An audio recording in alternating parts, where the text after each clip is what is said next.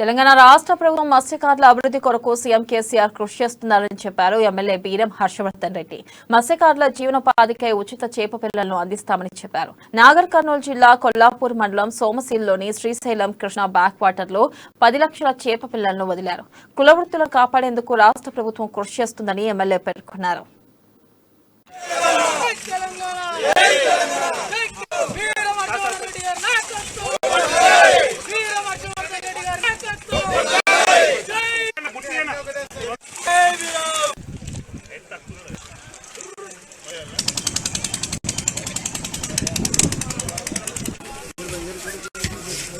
ఈ రోజు మీరందరూ చూస్తూ ఉన్నారు మత్స్యకారులకు ఏ విధంగా అండగా ఉంటుందో. ఈ రోజు ఇక్కడే మనం సోమశిల దగ్గరే 10 లక్షల చేప పిల్లలను నదిలో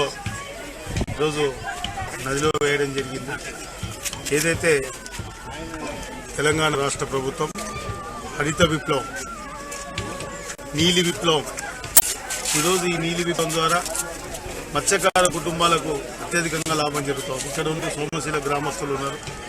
వాళ్ళు ఈ చేపలు పెరిగి ఈ చేపలు పెద్ద అయిన చేపలన్నింటినీ తీసుకోవడం, మరి వాళ్ళు అమ్ముకొని ఈరోజు ఆర్థికంగా కూడా మత్స్యకారులు ఈరోజు మీరందరూ